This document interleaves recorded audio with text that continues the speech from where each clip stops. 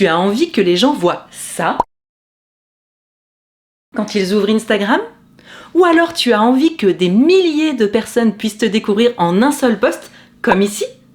Alors suis bien les conseils que je vais te donner dans cette vidéo. Hello, je suis Laurence de Rapidly, bienvenue sur notre chaîne où on publie chaque semaine une nouvelle vidéo qui t'apprend à utiliser les réseaux sociaux pour faire grandir ton business. Clique sur le bouton s'abonner si tu es prêt à travailler sérieusement sur tes publications. Alors à quoi ça ressemble quand l'algorithme te met en avant? Il y a 4 emplacements où l'algorithme peut recommander tes contenus. Le premier, c'est tout simplement la page d'accueil. La page d'accueil, c'est quoi? C'est ce qui s'affiche quand tu ouvres tout simplement ton téléphone et que tu arrives sur un flux. Et tes contenus peuvent être recommandés sur cette page à partir du moment où les personnes n'ont pas demandé à filtrer leur page d'accueil en fonction soit des comptes qu'ils suivent, soit des comptes qu'ils ont mis en favoris. Donc dans la page d'accueil, tu vas retrouver à la fois les contenus de comptes que tu suis, mais aussi des contenus suggérés par l'algorithme. Ça peut être des photos, mais aussi des reels. L'algorithme utilise le type de contenu, mais aussi le type de sujet que tu as précédemment liké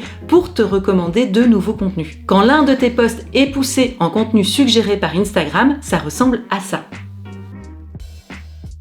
Deuxième emplacement où tu peux être recommandé par l'algorithme, c'est la page Explorer. C'est la page à laquelle tu accèdes en appuyant sur la loupe en bas de ton téléphone. C'est la page qui sert à faire des recherches. Mais tant que tu n'as rien tapé dans le moteur de recherche en haut de la page, eh bien Instagram te suggère de nouveau sur cette page des contenus de comptes que tu ne connais pas encore et que tu pourrais apprécier. Là encore, ces contenus sont suggérés en fonction de ce que tu as précédemment liké ou en tout cas des contenus avec lesquels tu as interagi. Quand l'un de tes contenus est poussé en page explorée, ça ressemble à ça.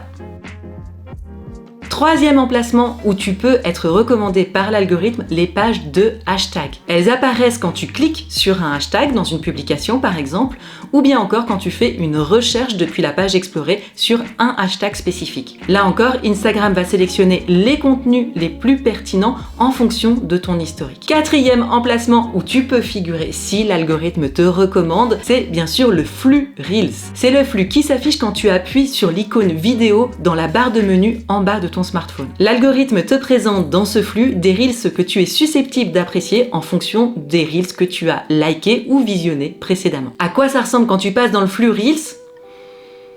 Eh ben on n'en sait rien puisqu'Instagram ne nous donne aucune statistique qui nous permet de savoir si on est passé ou pas dans ce flux Reels. On peut juste le deviner quand tout d'un coup on a un grand nombre de personnes, beaucoup plus que d'habitude, qui voient nos Reels. Alors Instagram, si tu m'entends, s'il te plaît, donne-nous des stats sur les Reels. Comment Instagram décide de recommander ton contenu sur l'un de ces emplacements?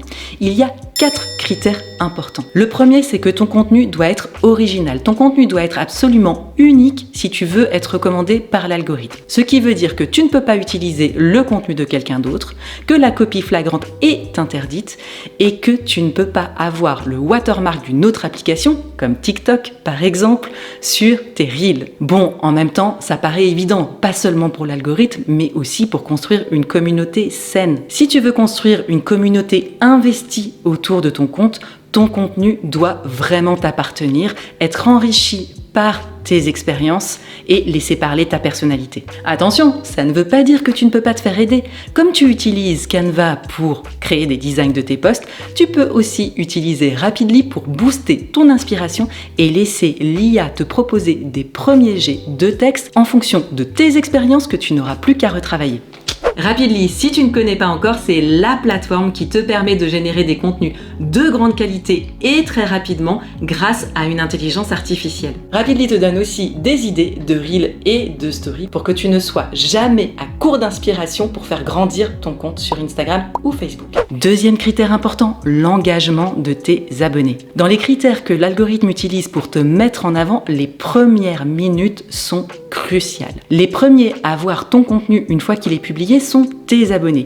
Si dans les premières minutes après ta publication, tes abonnés vont liker, commenter, engager avec ta publication en grand nombre, c'est le signe pour l'algorithme que ton contenu est bon et donc qu'il peut te mettre en avant. Alors comment on fait pour avoir un bon engagement dès le début? Analyse régulièrement les statistiques de tes posts, regarde les sujets qui fonctionnent le mieux, les formats qui reçoivent le plus de likes et utilise toujours une bonne accroche. Et petite astuce, au moment où tu publies, va liker les commentaires sous ton précédent post, interagis en story et avec quelques comptes, ça va booster la visibilité de ta publication. Troisième critère important, l'engagement sur tes non-abonnés. Quand tu as un bon engagement sur tes abonnés, comme on vient de le voir, l'algorithme va te mettre en avant sur des personnes qui ne te connaissent pas encore, des personnes qui sont non abonnées à ton compte. Et c'est le taux d'engagement sur ces non abonnés qui va décider l'algorithme à te montrer à vraiment beaucoup de personnes ou s'arrêter là. Rappel, le taux d'engagement, c'est le nombre de likes, de commentaires, d'enregistrements, etc.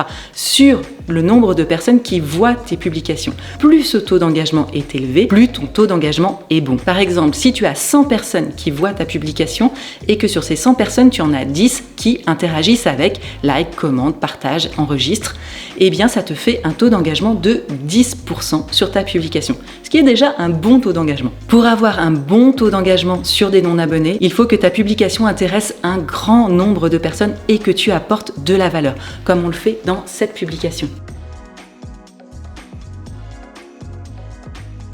Quatrième critère important pour arriver dans ces bons emplacements d'Instagram, faire des Reels. Ils ont leur propre onglet dédié à la découverte de nouveaux Reels et ils sont largement consommés aujourd'hui sur Instagram. Tu as donc beaucoup plus de chances, surtout si tu es un petit compte, d'être mis en avant avec un Reel plutôt que par un post. Pour faire un bon Reel que l'algorithme va reprendre, utilise une structure simple. D'abord, réalise un Reel court, si possible moins de 30 secondes, voire même encore moins de 15 secondes. Comme ça, les gens peuvent lire le Reel jusqu'au bout, ce qui est un critère important pris en compte par l'algorithme. Utilise une structure simple. Un Reel en 2 étapes, ça peut suffire. Soigne ton accroche. Les premières secondes sont cruciales pour que quelqu'un reste sur ton Reel. Donc si tu te filmes, utilise une accroche forte ou intrigante dès le départ. Et bien sûr, donne de la valeur pour qu'on ait envie de rester jusqu'au bout, que ce soit éducatif, drôle ou inspirant.